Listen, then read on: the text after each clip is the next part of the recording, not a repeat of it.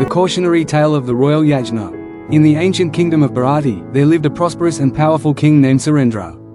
He ruled with wisdom and fairness, and his people lived in peace and happiness. His kingdom was known for its grand yajnas, sacrificial rituals, which were held every year to honor the gods and ensure the well-being of the land. These yajnas were a symbol of the king's devotion and his desire to bring prosperity to his kingdom.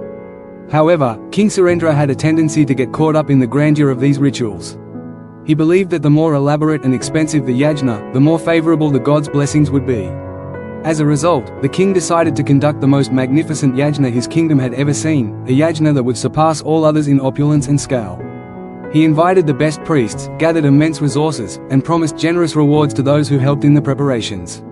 The day of the yajna arrived, and the atmosphere was charged with excitement. The palace was decorated with flowers, the priests were in position, and the altar was prepared for the great sacrifice.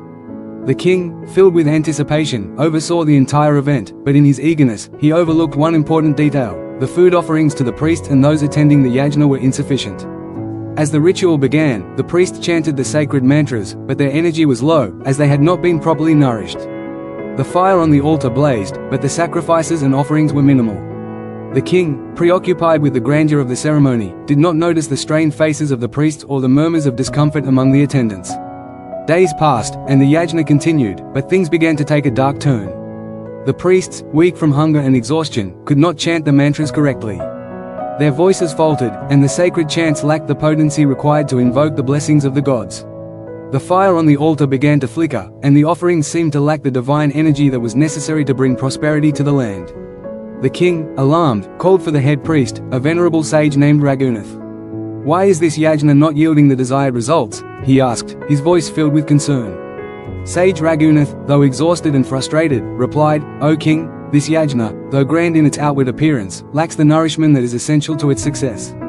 The priests are weak from hunger, the offerings are inadequate, and the gifts to the yajaman, the one responsible for this sacrifice, have not been made in full.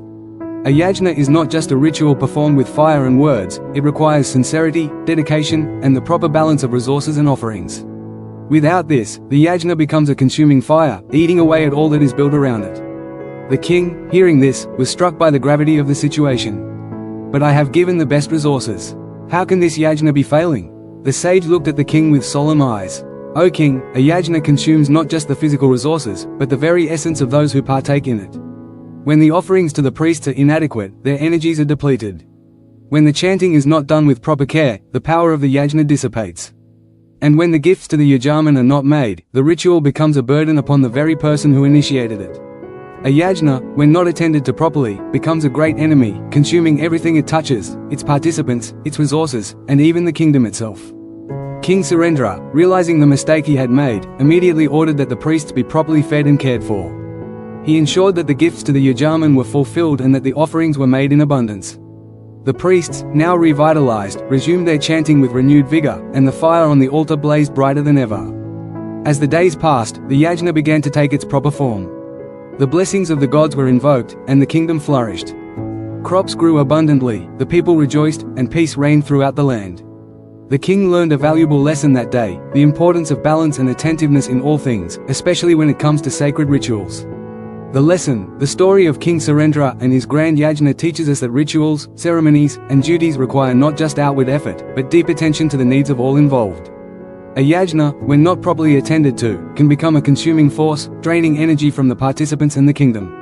Just as the king's lack of proper nourishment for the priests led to the failure of the yajna, neglecting essential details in any undertaking can lead to unintended consequences. True success in any endeavor requires balance, care, and the fulfillment of all responsibilities. Only then can the desired results be achieved. In life, much like in a yajna, if we neglect the proper balance between effort, resources, and responsibility, the very things we seek to nurture can become burdensome. Whether it is in relationships, work, or personal growth, it is essential to ensure that we provide the right nourishment, attention, and effort, so that the fruits of our labor are truly prosperous. Thanks for watching. If you found this video insightful, don't forget to give it a like, share it with others who might benefit, and subscribe to the channel for more valuable content like this. Hit the bell icon so you never miss an update. See you in the next video.